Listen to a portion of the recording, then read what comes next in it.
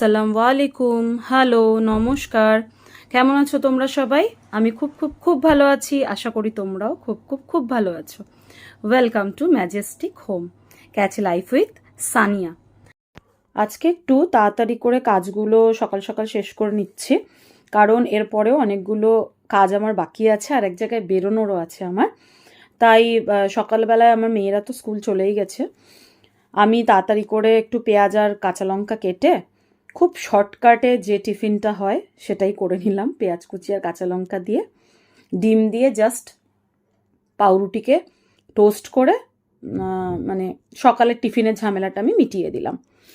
কেননা এরপরে আমার অনেকগুলো কাজ আছে। অ্যামাজন থেকে কিছু ডেলিভারি এসছে, সেগুলো আমি তোমাদের সাথে শেয়ার করব। ওগুলো মানে বক্স ওপেন করা এখনো হয়নি, সেগুলোকে আমি তোমাদের সাথে শেয়ার করব।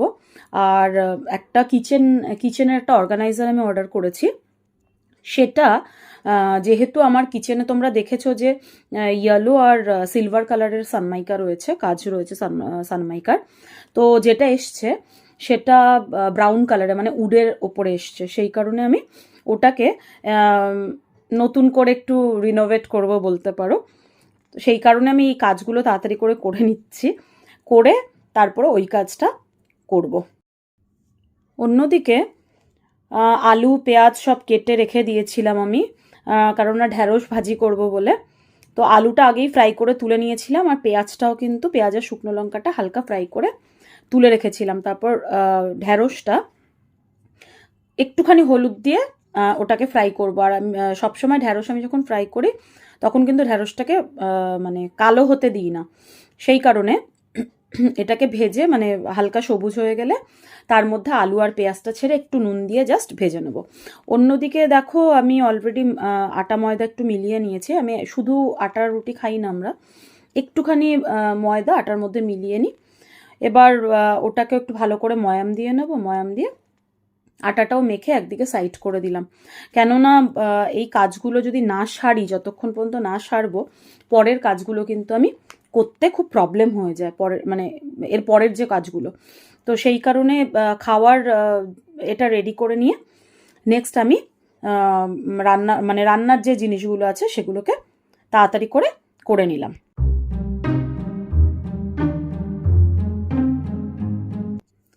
আচ্ছা, আটা কিন্তু আমি সবসময় গরম জলেই মাখি, তো ফুটন্ত গরম জলে, যার ফলে আটা মাখাটাও কিন্তু খুব সুন্দর হয় আর খুব নরম হয়। তো এটা আমার শাশুড়ির কাছ থেকেই শেখা। ম্যাক্সিমাম টাইমে কিন্তু আমি আটাটা গরম জলে মাখি।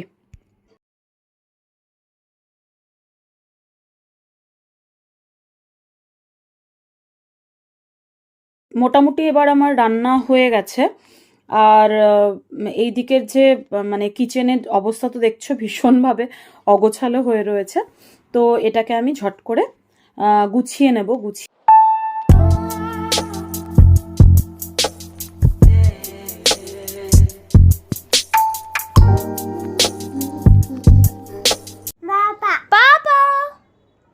জোরে বল, কত জোরে বলবি? বলবি না? তুই পাপার থেকে রেগে আসিস? পাপার থেকে রেগে আসিস তুই? হ্যাঁ, পাপার থেকে গুস্সা আসিস? হ্যাঁ বল, হ্যাঁ বল, হ্যাঁ। না, পাপা তোমার থেকে রেগে নেই। By the way, new haircuts. ডাক ডাক পাপাকে, ডাক, বলো ঘরে আসো, বলো আও আও আও, বলো আ আ, পাপা আ আ, বল বল। মাম্মা হাত দিও না, মাম্মা, মাম্মা ছিঁড়ে যা, মাম্মা ছিঁড়ে যাবে।